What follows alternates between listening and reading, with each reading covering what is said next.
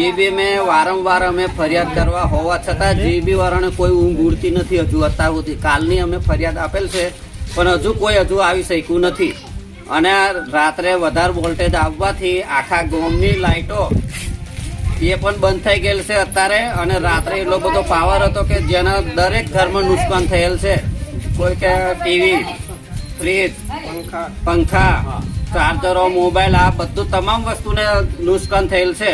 પણ હજુ કોઈ જીબી નો અધિકારી હજુ કોઈ આવી શક્યો નથી. હજુ મારે જો સાહેબ નુકસાન કેવું થયું છે, 11 વાગે આ લાઈટ નું બધું છે ને ઉભાડો જાય એટલે આ ફોલ્ટ થયો. હવે કઈ જગ્યા ઉપર થયો બરાબર છે, આ રાત્રે જોવા કઈ જવાનું. જીબી બોર્ડ વાળાને અમે કાલની ફરિયાદ આપી કે અમારા ગામના નુકસાન છે. આવ્યા કે નહીં જીબી આવ્યા કે નથી આવ્યા એ મને હજુ ખબર પૂરી નથી. બરાબર છે, પણ એમાં રાતે આ ફોલ્ટ થયો એમાં મારે 2 પંખોનું નુકસાન થયું અને બોર્ડ બળી અને વાયરિંગ આખું હરગી હે. હવે અમારે પણ નુકસાન થયેલું છે.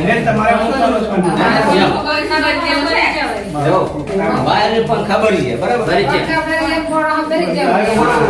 જીબી વાળા તો આવ્યા કે નથી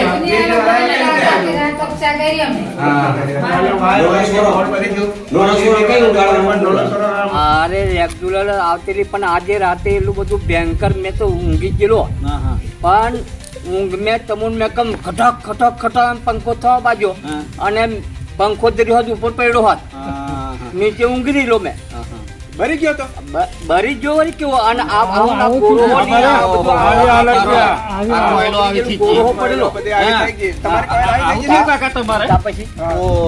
બધું પાર અમને જેતપુર ની અંદર જોઈટ કરી આલો તા કઈક અમે શાંતિથી ઊંઘી છે. બાકી આ તો લાઈટ નથી આવતી અને આવે તો ઓછી વધતી થઈ જાય તરત અને બોલાવે તે વહેલા આવતા નહીં કોઈ.